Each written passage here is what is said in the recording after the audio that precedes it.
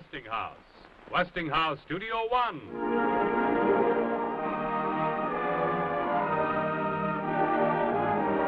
Westinghouse, the name that stands for leadership.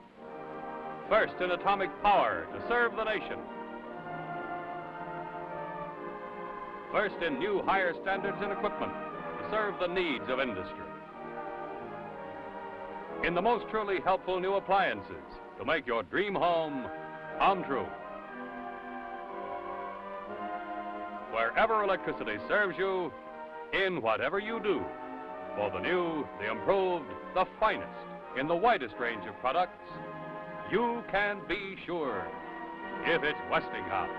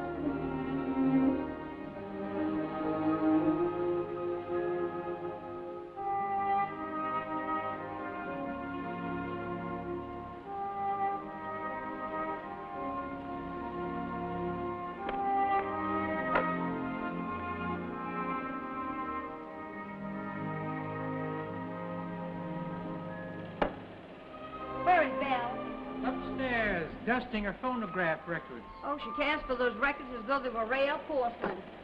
Not that I've anything against music in general. Belle! Belle, honey, come on down here. She knows it's her turn to look after the tourists. Well, not that I mind being the doer in this family, but there are limits to my strength. There are no limits to your strength. Is that meant to be irony, Father Durand? No, my dear. We would all starve without you to look after us. Well, we'll starve anyway if we don't sell some more of the furniture. The lovely, lovely furniture. Oh, it breaks my heart to see it go. All bundled up piece by piece and spirited away to dreary middle-class homes. Considering the prices you get, they can't be too middle class. You know what I mean. Nouveau riche will buy our furniture, thinking they can buy what we are, but they can't. Never. I wonder if I'm asking enough for this Regency sofa. There you are, Belle, darling. Yes, nearly finished, as you see. Little work never hurt anyone. I never mind a little light labor, even laundry. So the hands may suffer, perhaps. Oh, how white they were. Remember, Father? Remember when I married your son? The Times-Picayune said, Miss Teresa Ann Carter of Biloxi wore her great-grandmother's veil of Brussels leaf, and her complexion was like moonlight on a camellia. Well, that's what it said. It really did. A bit high-flown, maybe, but those were gallant days. And my hands were lovely, too. Much my best feature. Oh, look at them now. Just look what's become of them. Just liver spots, Teresa. Oh, liver spots, Father Durand. Belle, I want you particularly to be pleasant today because an important interior decorator, or Mr. Wingle, how people can allow someone else to arrange their homes is more than I can comprehend. Well, this man's coming all the way here from Baton Rouge now, and don't be shy with him. Remember who you are. You are Belle Durand of Audubon Park, and he's just like a servant. You mean I am Belle Travers of Chicago? What did I hear you say? What name? Have my ears betrayed me? Is that riveting become so loud I no longer hear properly? I am not an old maid, Teresa. I am a married woman, and my name happens to be Travers. Yes, I am aware of your mistake. But I thought we had agreed not to mention it.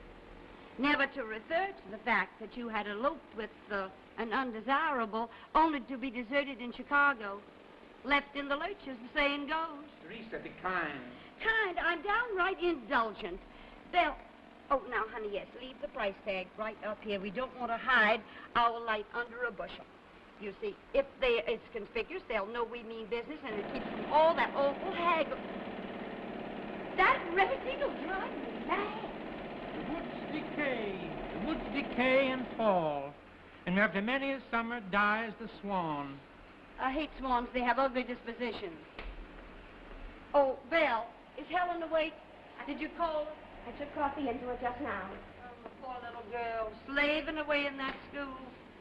But then she must learn to handle things like the rest of us. Heaven helps those who help themselves. I never struggle. No, Father Duran, you cannot be accused of contributing to our support. To the betterment of the world. You simply read while Rome burns. Oh, Helen, honey, you're going to be late for work. No, Mother, I don't have to be at school till 11. Good morning, Grandfather. Good morning, You must Helen. continue to make a good impression at the school. Your honorarium just barely supports you here, my baby. Oh, who would have dreamed the money would have faded so fast? Seemed like such a lot when I married your father. My poor gazebo looks so sad and lonely out there with all that mess around it. Father, did you talk to him yesterday? I did. I told them the gazebo was 200 years old and should be preserved as a permanent treasure of the state of Louisiana. I told them it was a small building, but a perfect one. Yes, and what did they say to that? They said they're going to tear it down. I knew you'd blunder. Should have gone to see them myself. Well, after all, it's now their property. But it was ours. Morally, it's still ours, though they may own the land beneath it. Father, you must telephone the governor. The governor? His aunt was a Pardew, and they're cousins of my mother's. He'll understand. He'll stop those vandals. But, Teresa, we sold the gazebo and we sold the land. Oh, that noise. I tell you, it'll drive me insane. Oh. Well, since you refuse to act, I will appeal to the governor on my knees. I shall throw myself on his mercy. Is that the doorbell? Oh, quick now, Father, go. Come on. No, I shall go right in town to the library. Yes, your eyes will drop out from reading one day. Too late even for that. I'm afraid you'll put me in my coffin, eyes and all. Chills my blood to hear you talk of death. My blood is chilling, daughter. That's my life. Thank you. A wasted life. Reading and thinking and nothing to show for it. Nothing done. Oh, I guess no one was at the door. He has been happy. Oh, that. Which rooms do you want me to show today? Well, all the ones down here and the front bedrooms upstairs. And, Bill, don't forget the story about when Jefferson Davis stayed here and the butler lost his boots. That's always amusing, and it's historic. Now, I'm going up and lie down. Call me when that interior decorator man gets here. He'll want only the sofa, but I'm going to try and interest him in that hideous maple bed upstairs, the one nobody wants. And, Bill, do look pleasant. You might even try to smile every now and then. Creates a nicer atmosphere. After all, life isn't so bad, is it, honey? Helen, now don't you be late for school. I wonder why Mother was so upset by the gazebo going down. She almost never went near it before the land was sold. Your mother doesn't like to let go of anything. Winter coming to supper tonight? I suppose so. It's Friday. He always comes on Friday. You like Winter, don't you? Well, of course I like him. It's just that, well, he's Winter. I've known him so long. Too long, I guess, to be romantic. You marry Winter. I mean, it's the thing to do. Don't end up like me. You marry Winter. No, I won't be like you. You were honest. You were in love, and I'm not. That's the difference between us, Aunt Belle. Don't talk of love, baby. Don't ever talk of love, I know. Marry wisely. Marry a boy they'll approve of, like Winter. Don't let them get down on you, ever. They're merciless when you make a mistake. Sometimes I think I'd like to make a mistake, a really splendid one. I did. And where did it lead? To a hotel room unpaid for in Chicago. In the coldest winter day in the history of that city. Poor Aunt Belle. Not poor. I had 2 weeks before he left me. Those 14 days were my secret capital. 2 weeks? Oh, I envy you. Envy me? Oh, no, my dear. Not when you're going to have a lifetime with Winter away from this house. Away from this sad house. Sad house? The saddest I've ever known. For us, at least. The ghosts, Helen. The ghosts. They're in every room of this house, reminding us we belong to them. But they're our ghosts. Our ghosts, yes. And that's the strangest part of all, because sometimes I believe, I know it sounds crazy, but sometimes I believe that we're the ghosts and don't know it. That we're the dead. And those others, the ones I see standing lonely on the stairs or staring back at us from old mirrors, those are really the living, and they've forgotten us. Honey, will you come up here a minute, please? Coming, Teresa. You watch the door. I'll be right down.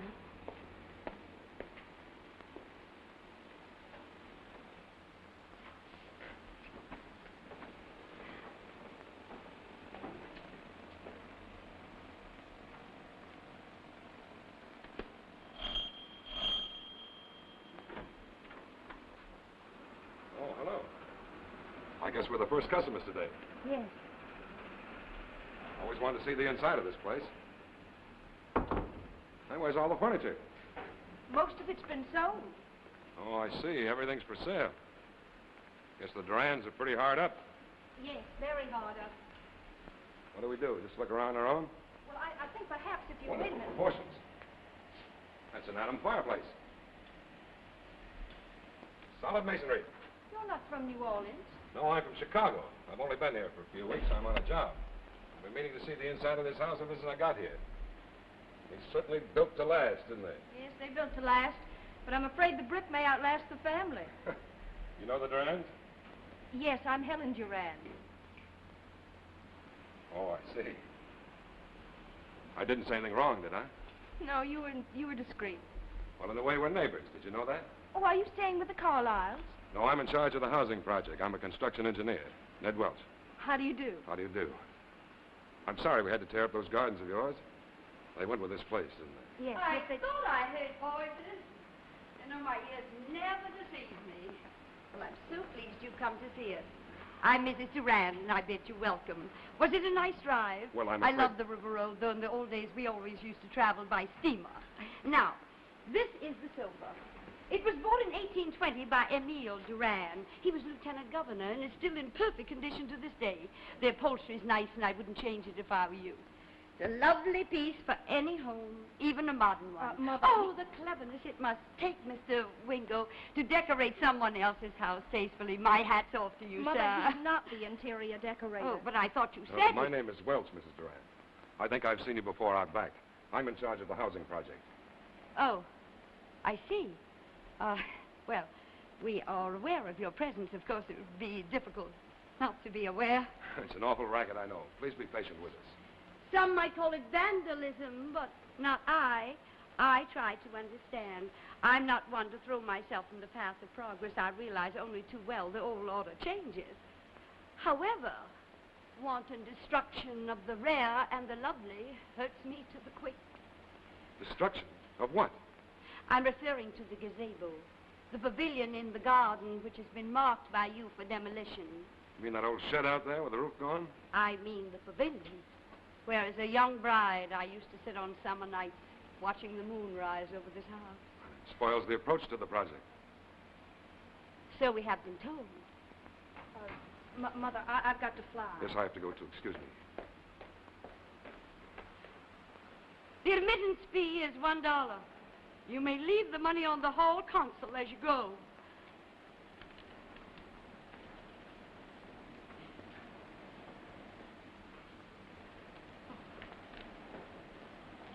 I guess I'm in enemy territory.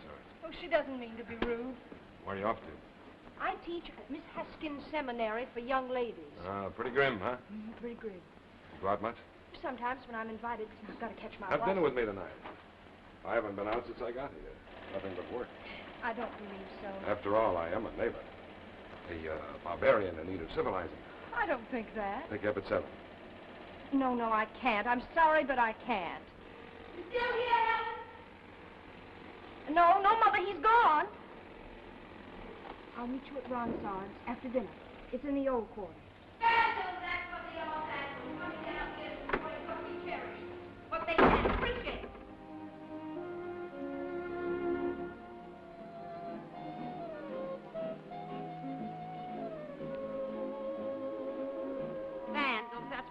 our winter vandals. And to think I mistook him for the interior decorator before Helen saw fit to enlighten me. Told him all about the soap. I could have bit my tongue off with shame. I must say, Miss Duran, you have the courage of a lioness to face commercial people without flinching. Well, we come of tough stuff, Winter. You're a worthy descendant. My mother always says Teresa Carter Durand is the bravest and least complaining woman in Audubon Park. Well, it's nice to be appreciated. One likes to know that others feel... Helen, will you stop fidgeting? Was I fidgeting? You were. Well, if our company bores you, I suggest you and Winter go to the movies. Oh, would you like that, Helen? There's a double feature on at the Royal. I don't think so, thank you. Belle, aren't you playing that phonograph a little loud? That's much better. I tell you, Winter, the art of conversation in America has declined along with everything else. There never was any art of conversation in America. Go back to your book, Father Durand. Back to your book. You are the worst offender. Literature is my great wall of China. Behind it I cower, waiting for the Mongols. Whatever that may mean. My mother had a mongrel once, and it was an unusually clever dog. Black and white, something like a wolfhound. Yes, they say mongrels are clever, but I've never been convinced. Oh, speaking of mongrels, Helen, did that young man from the north make any mention of the gazebo when he was leaving? Oh, no, Mother, he didn't.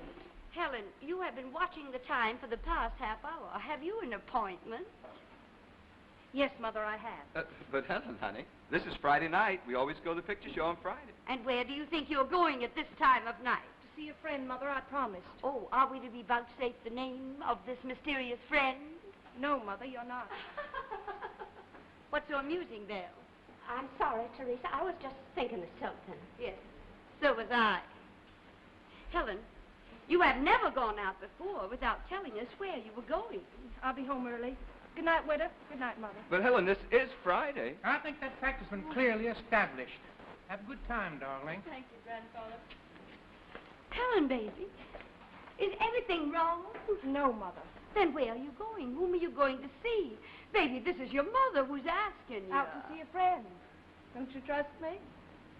Of course I do, Angel. Mother, I am a grown woman, and I'm going out to see a friend. That's the way you feel. Very well. I can't stop you. I'm only your mother who loves you. Good night, Mother.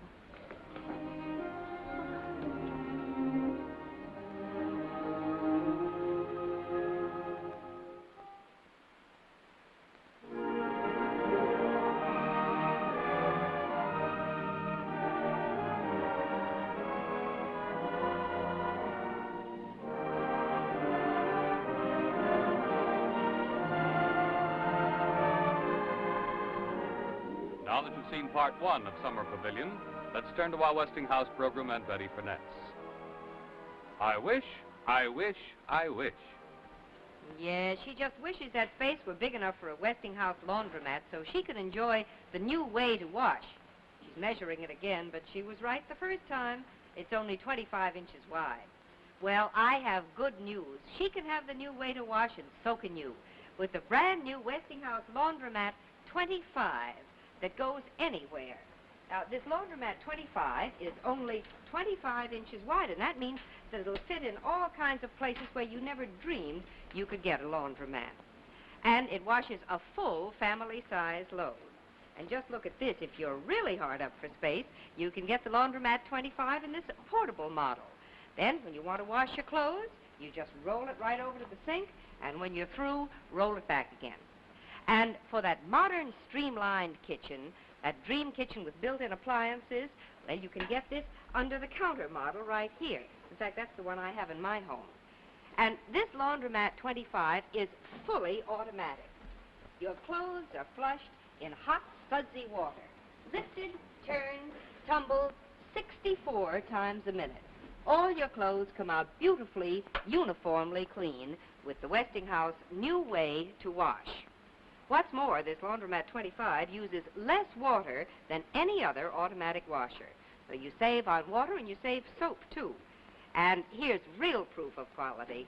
The entire power pack drive is guaranteed for 5 years. All this for only $1.99 a week after a small down payment. So watch for this new laundromat 25 at your Westinghouse dealer. Remember, it makes the new way to wash available to every home and apartment. Oh, by the way, famous Westinghouse laundromats and dryers are among the more than 1,100 prizes in the Big Ajax Cleanser Contest. Get your entry blank at your grocer tomorrow. The first prize is a complete Westinghouse electric kitchen. And remember, you can be sure if it's Westinghouse.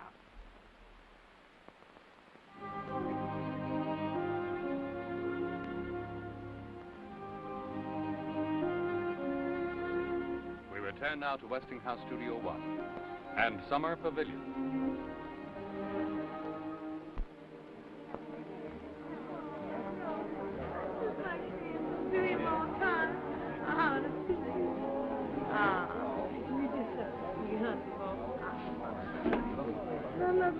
I love Mama. No, I wouldn't. I don't know what that is anyway. What just took me up? I'm sorry, I couldn't get away. Bet your mother doesn't know you're seeing me. No, she doesn't. I'm glad you're here.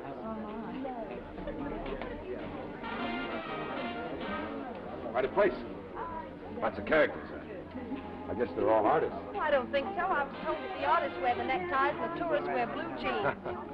Come here often? No, I've never been here before. Well, you did suggest me. Yes, I know, but you see, I've always wanted to come, but there was no one to take me. The family disapproves. Then I guess we're both tourists. I like it, don't you? Yes, very much. Howdy, folks. What's your pleasure? What'll you have? I'd like some pear nuts. Mother says it has wormwood in it and it should go mad. I'll have it, too. How depraved we are. I wish Mother could see me now. Do we have to talk about Mother? I'm sorry. No, never again. I do talk about her a lot, don't I? I guess it's because she has such charm. Now, she does, really. She's not always so awful. You were never going to talk about Mother again. You tell me about your mother, that's right. Oh, I don't have it. No family to talk. Oh, I'm not anymore. That's a beautiful house you live in. Yes, I'm afraid we're eating it room by room. We live on the sale of furniture, not much else. Well, you work, don't you? Oh, yes, I do. But I'm the only one who does. You see, as a rule, our family doesn't work. I don't know why. They just don't. Well, somebody must have done something to get things started. And we were pirates in the 18th century. We stole. Well, then, here's to piracy. On the high seas. I'm glad I went out looking for a strange evidence. You don't go out very much, do you? Well, not like this. I mean, look, I've done nothing but talk about myself, and Mother says no girl can be popular if she talks about herself to a man. Girls must listen. Well, I like listening to your voice. It's very soft, very quiet. Yours is like a growl, which I like, of course. You enjoyed New Orleans? Well, I guess it's what they call gracious, but tempo, it's a little too slow for me. I've never known anything else. My goodness, it's chilly in Wish they'd here. open a window. What strange color it is. Like a tiger's eye. Shall we talk about tigers? Yes. Yes, tigers and lions and panthers. We shall never run out of conversation. No, I don't think we will.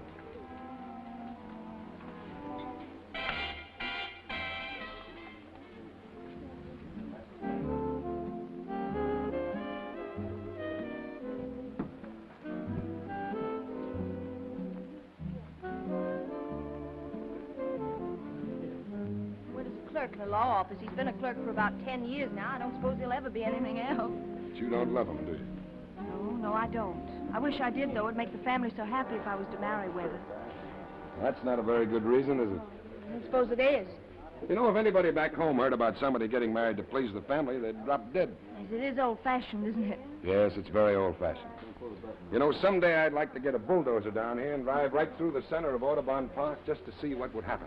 Oh, but some of it's so lovely. Some of it's worth keeping. Howdy, Winter. I haven't seen you in a long time. Mother's been sick. Come on over to the bar. I want you to meet Dirk and Frank Heath from New York City.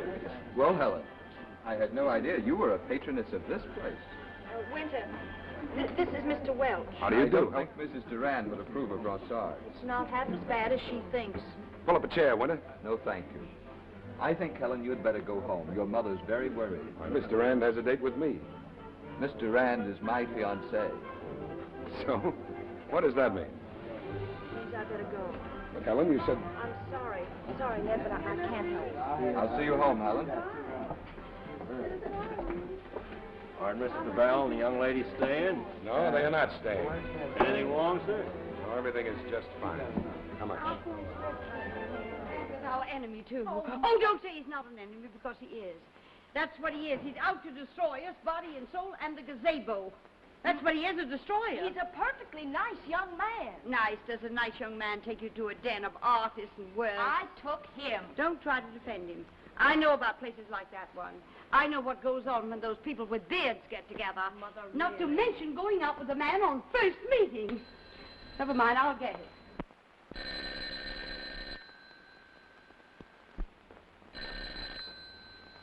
Hello? Oh, yes, who wants her? Oh, Mr. Welch. This is Mrs. Durand. We met this morning. Helen feels that she should not see you again. Mother. You know, she's engaged to be married, and down here engagements are looked upon as very, very serious matters. Yes, I understand. No, she will not come to the phone. No, I wouldn't advise calling her tomorrow. He hung up. The rudeness. Mother, you have no right to speak for me. But I am your mother. How could you lie to him? That's not a lie, Helen. You are engaged. That's a fact. You mean I'm trapped in this house? Is that the fact? What do you mean, Mother, trapped? if you ever interfere again, I'll... What will you do? Go to Chicago and marry a prize fighter? Is that what you'll do? Is that what Belle has advised you to do? Because if she has, be warned. You won't be able to come back. We won't take you back. Do you hear? Lisa, that's enough. Enough, is it? Enough that I want to save her from misery and disaster? We are not fit for the world of the Vandals any more than they are fit for us. We must stick with our own kind. And that's what Helen will do. Teresa? And that's why she'll marry Winter Duval, who is one of us, who loves her and she loves him. Now you've gone too far, Teresa. I know what's best. I know her better than she does herself. Oh, I don't want her to be another Belle. Father, I think Helen should get married. So do I.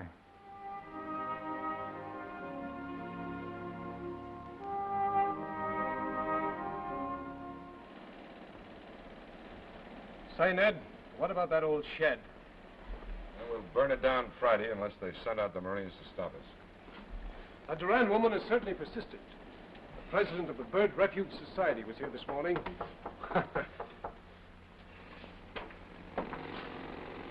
Could I see Mr. Welsh, please? Yes, come in. I'm Mrs. Travers, Helen's aunt. We live in the house over there across the way. Yes, I know. Sit down. I'll be right back. Excuse me, Mrs. Travers. Haven't heard a word from your house for 2 weeks. I can't stay. I'm really not as bold as I must seem, but you like Helen, don't you? Yes, very much. But she hasn't called me. She didn't answer the phone. I sent her a letter, and she didn't answer that, so I gave up. I know I'm interfering, and Helen's mother would be furious if she knew, but I want Helen to be happy. And she's marrying him on the 14th of this month. You mean that Duval guy? She's given her word to marry Winter, and she feels she can't break it. She wants to see you, but she doesn't dare.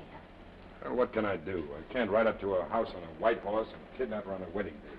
Her wedding day might be a little late. But I like the idea of the white horse. Look, if she's so anxious to see me, why hasn't she tried?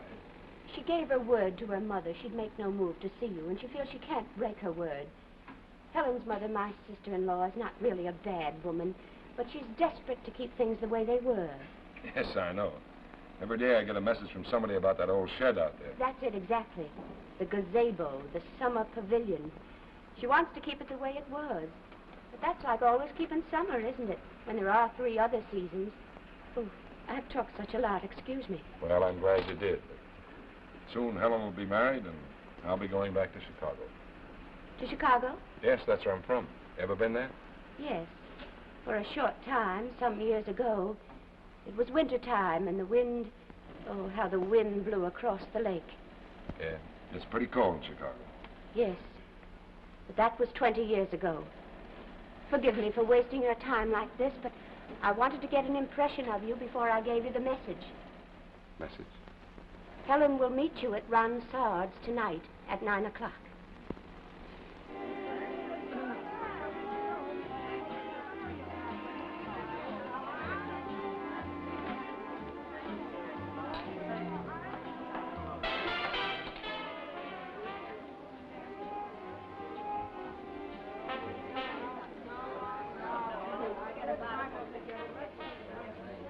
What are you doing here?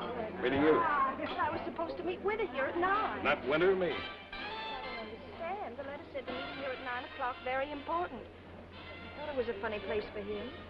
Your aunt said you wanted to see me here. Well, it was Bill who wrote that note and signed Winter's name to it. Shall I go? No, of course not. Let's have a drink. 2 Pernod's, Charlie. My mother says Pano has wormwood in it and that she'll go mad. I guess I told you that, didn't I, the other time? I wrote you a letter. I didn't get it. Are you sure? Of course. I'm not surprised. Mother must have taken it. I used to get down by that old shed. By the gazebo. Yes, I saw you there once. I'd study your house. Wondering if I'd see you. Wondering what you were doing. New building's gone up fast, hasn't it? You like it? Yes, I think I do. But I miss the trees. I will plant more. You're marrying Winter, aren't you? In 2 weeks. You know, I like New Orleans. I've decided. Guess I got used to it. I like the sense of things being old and going on the way they always have, without change. I sometimes wish that everything that wasn't bright and shiny this morning would go up in a cloud of smoke. You don't sound like a Durand. It's only sound and fury. I am a Durand, and it's too late to do anything about it. I tell you, that boy of yours, Winter, has been an angel, helping around the house, licking envelopes. Though we finally got one of those sponges filled with water. You just run the envelope over the sponge. It's eminently practical. Yes, and we don't want our bridegroom getting sick from too much mucilage. That would be the end, wouldn't it? Oh, look at it. Oh, put Helen on the phone, will you? What? She isn't there. Helen, isn't that your house? Oh, that's funny. I thought you said she was coming there. I was sure. Oh, well, maybe I made a mistake. No. I'll be talking to you soon. Bye, honey.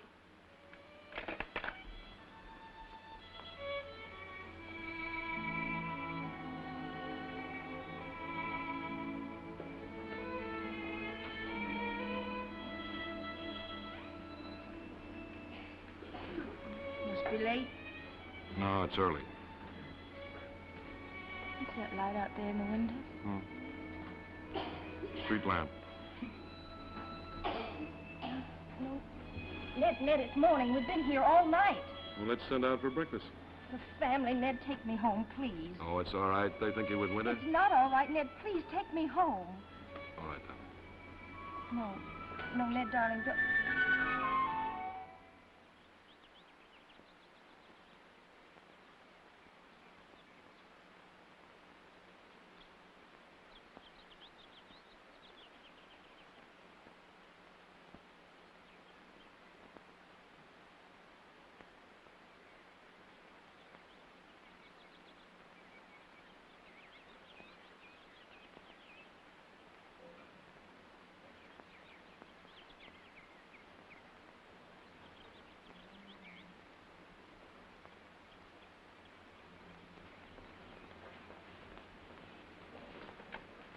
Hello? Oh. Hello. Operator, get me the police. Hello. Yes. Oh, officer. This is Teresa Carter Durand. Yes. Oh, never mind. She's here now. Thank you. I'm sorry, Mother. You shouldn't have waited up. This is the man you were out with all night. Yes, it's Ned. You remember him, don't you? How can you set foot in this house after what you've done? How can you be so cruel? Cruel? Well, we haven't done anything wrong. We were at Ronsard's and we forgot about the time, that's all. Oh, you have destroyed a family. Are you glad? You have come down here and torn up our land and broken my heart. Does it make you happy? Oh, Mother, stop it, Are please. you lost to us, to a girl 2 weeks before her marriage day, out all night with this man? Helen, have you no pride, no decency? Mother, Is this the return for our love? Is that crazy Durand blood coming out in you the way it did in Belle? Are you going to follow this man to Chicago? Are you? Is history going to repeat itself despite my warning? It's all right, Aunt Belle. Oh, there they are. Look at him, Father Durand. Feast your eyes on your daughter and your granddaughter. Are you pleased with them, with the pirate blood? Are you proud? Well, I'm only a mother. I have no pride left in me. Only shame. Be careful, Teresa, what you say. I'm the only one ever to exert caution. Well, I shall be cautious. I shall do the right thing. Helen, you've made your choice, and I'm through with you. I will telephone the Vidals that the wedding is off.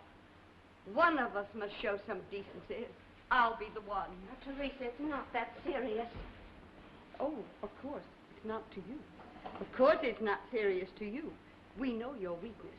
We have lived with your shame hanging over us. Now, look, Mrs. Durand, I think you ought to know that... That this family is ruined, yes. I think I ought to know that. That will be enough, Teresa. This is my house, and Helen's my granddaughter no matter what she does. Yes, this is our house, and she is our blood. So there is to be a league against me. Against me that has held this house together all these years. This is my reward. My daughter ruined it. Mother, I am not ruined. You would listen for just 1 minute, you know that Ned and I are going to be married. Married? Oh, no. No, this isn't true. Oh, no. This can't be happening to me. It's not happening to you, Mother. It's happening to me.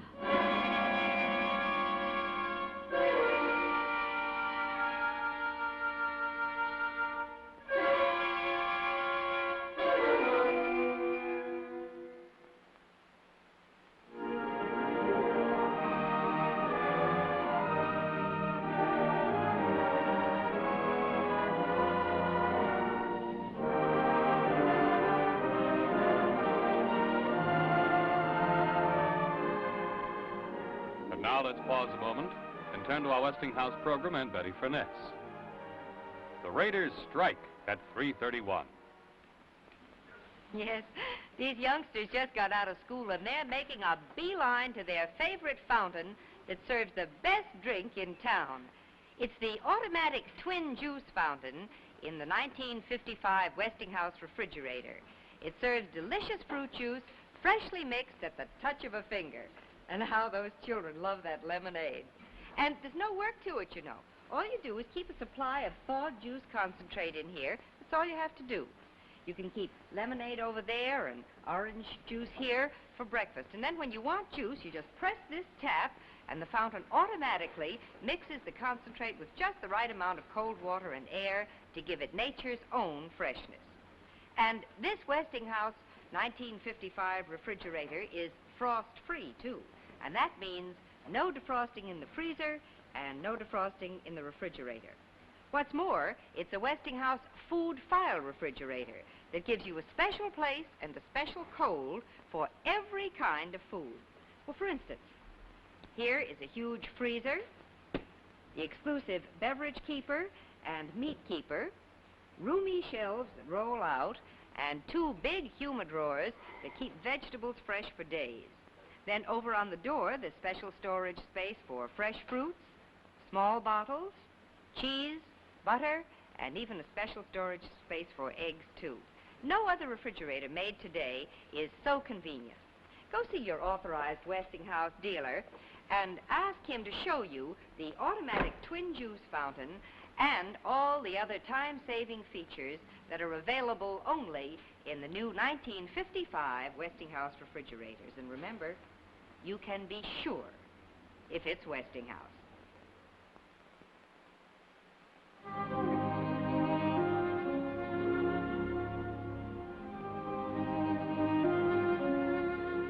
We return now to Westinghouse Studio One and Summer Pavilion.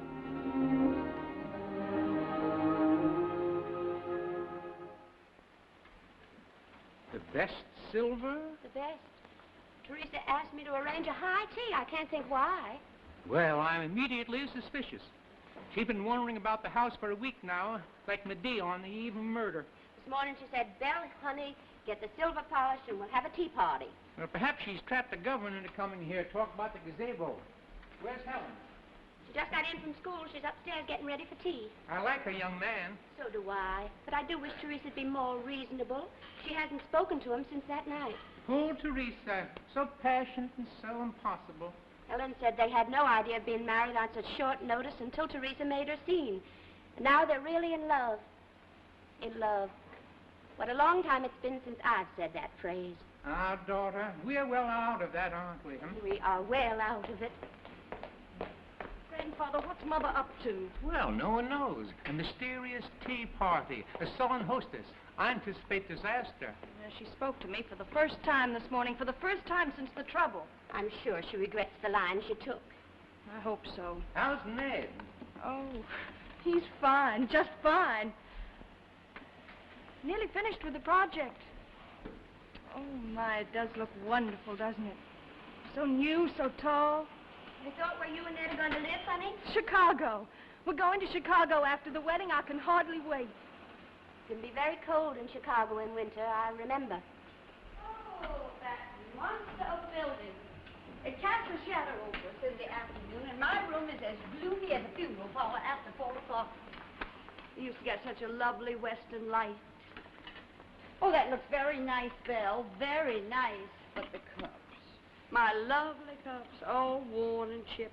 We must be careful not to cut our lips. Why, what a becoming color, Helen. I always loved you so in blue. Well, I see our guest has not yet arrived. Who is our distinguished guest? That's my little secret. Belle, honey, get the hot water now. Well, I'm too old to enjoy mysteries. But I love to mystify Father Durand. Oh, that don't deprive me of my innocent little oh, my. Out we go.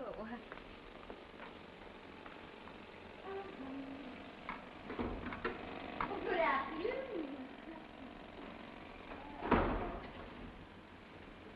And here is my guest of honor. Ned. Helen? Sir? As you see, I have vowed to the inevitable and invited my son-in-law-to-be to his future home. Future home? Yes, your mother and I had a long session yesterday.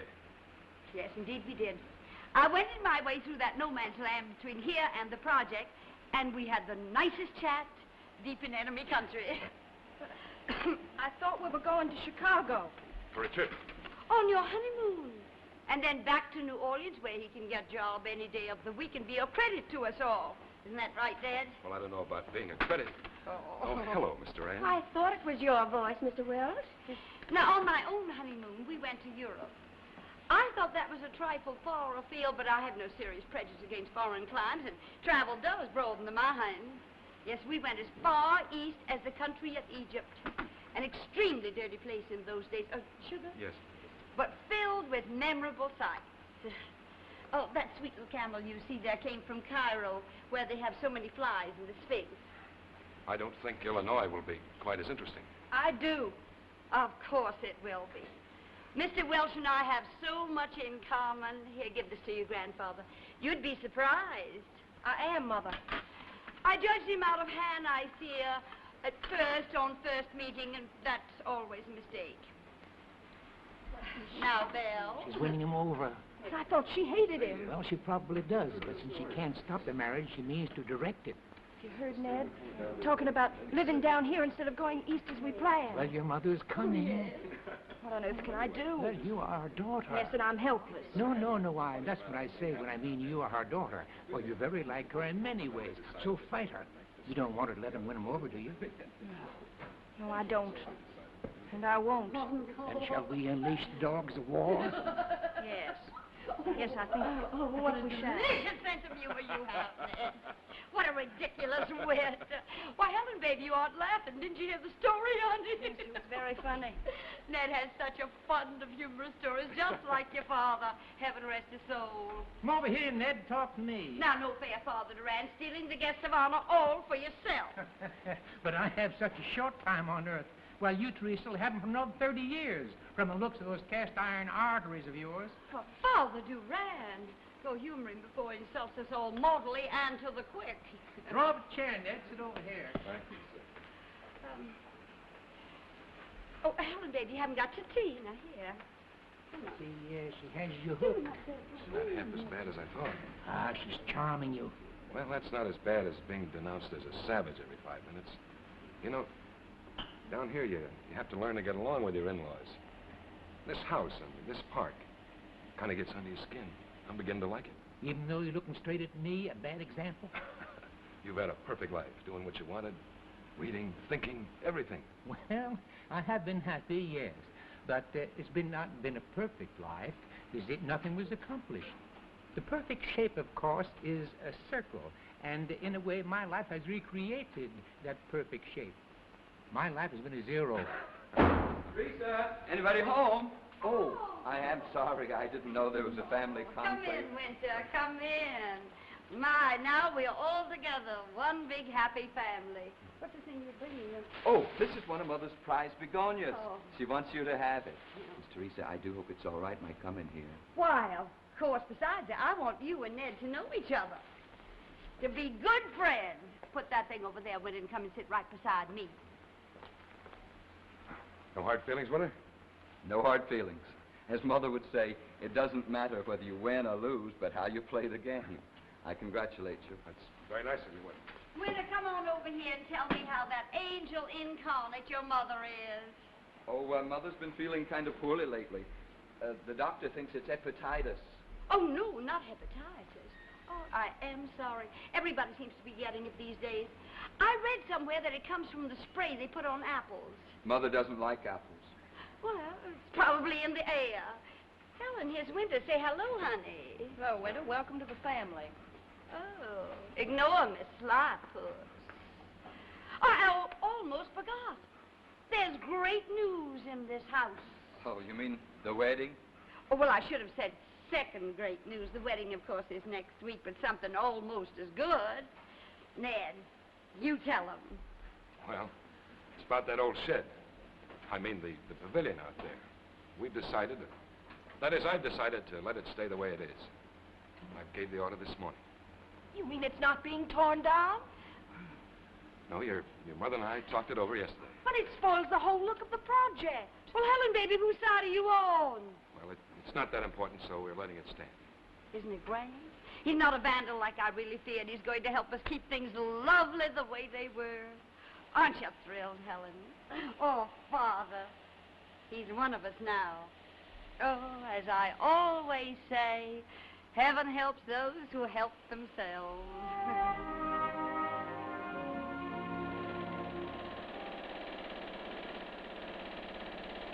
North Star Building, Chicago. That's right.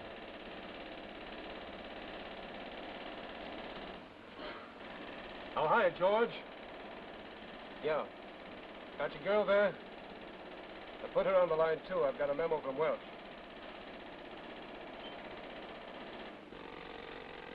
That's right. He's getting married.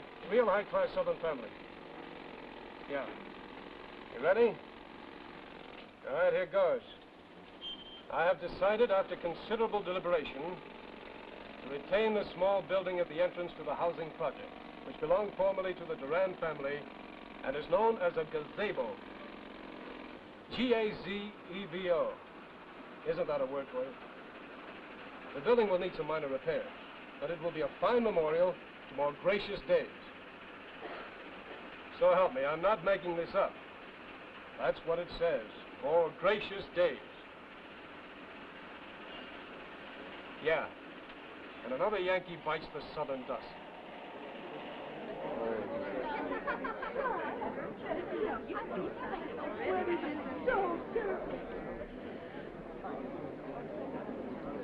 It's wonderful punch. It's tasted such good punch.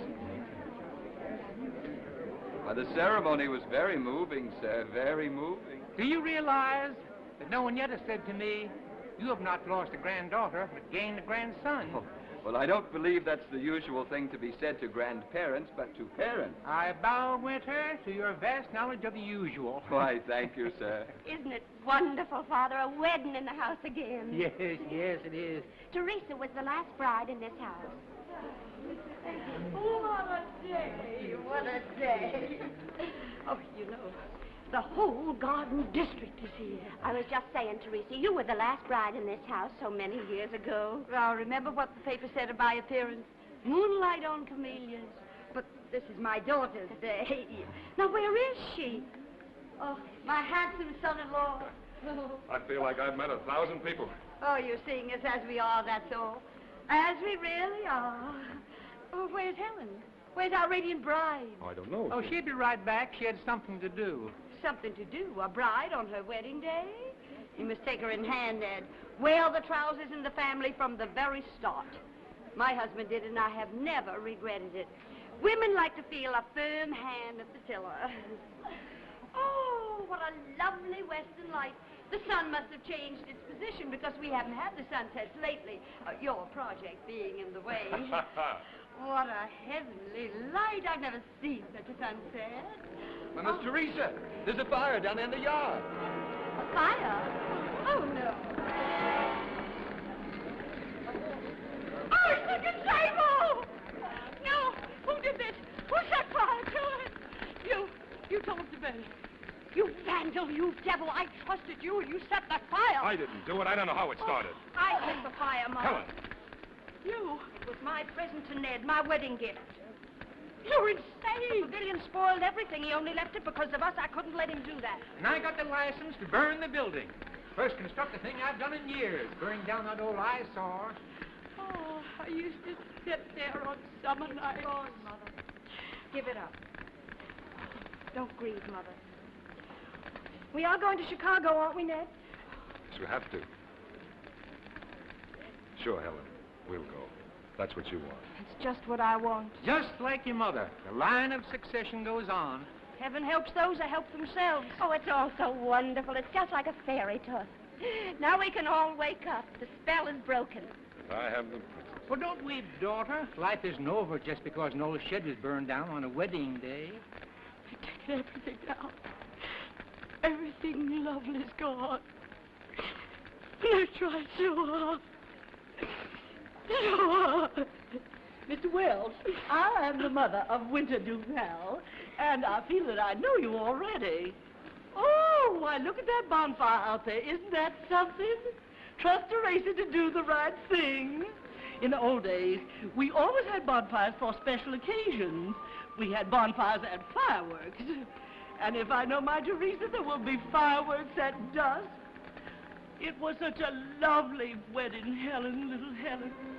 And how like your sainted mother you look in that glorious lace, just like your mother all over again. I wept my eyes out when I saw you, and I thought of Teresa's wedding, and how it was happening all over again, life going on and on. And to think later tonight, fireworks on the lawn.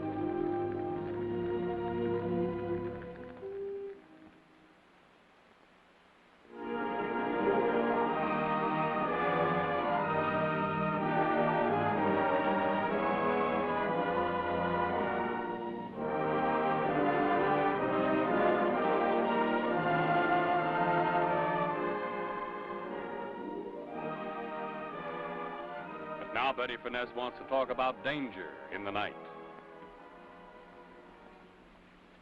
Driving at night in bad weather can be dangerous.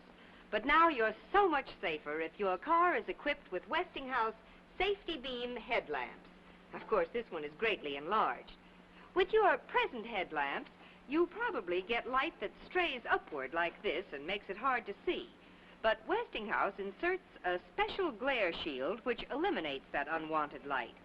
That means the glare usually reflected from fog and rain particles is cut off. So you can see people and objects down the road that you couldn't see before. Only Westinghouse gives you this protection on both high and low beams for extra safety in country or city driving. Westinghouse safety beam headlamps are extra safe in clear weather, too, because you get 25% more light. It shows 80 feet farther down the road. Remember, you can get 2 Westinghouse safety beam headlamps for only $3.60. All that wonderful safety for less than a tank full of gas. Get them at your service station or automotive dealer tomorrow. And remember, you can be sure if it's Westinghouse.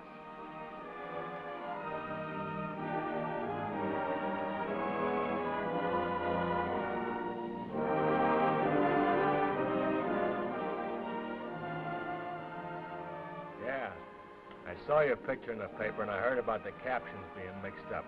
But the paper's closed till Monday morning now, and there's nothing anybody can do about it. But you got the whole weekend to hide. If I were you, I'd run.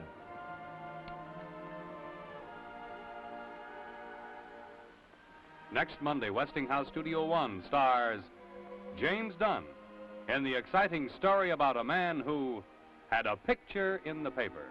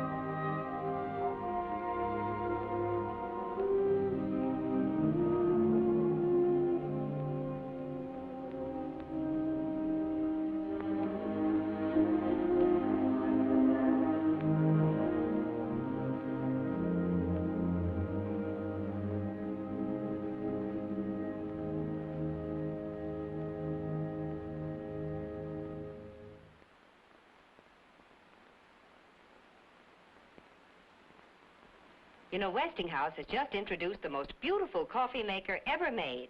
Its brand new jet action coffee making gives you real old-fashioned coffee goodness in every cup. And see, this spout never drips. Get the beautiful new Westinghouse coffee maker, only $29.95.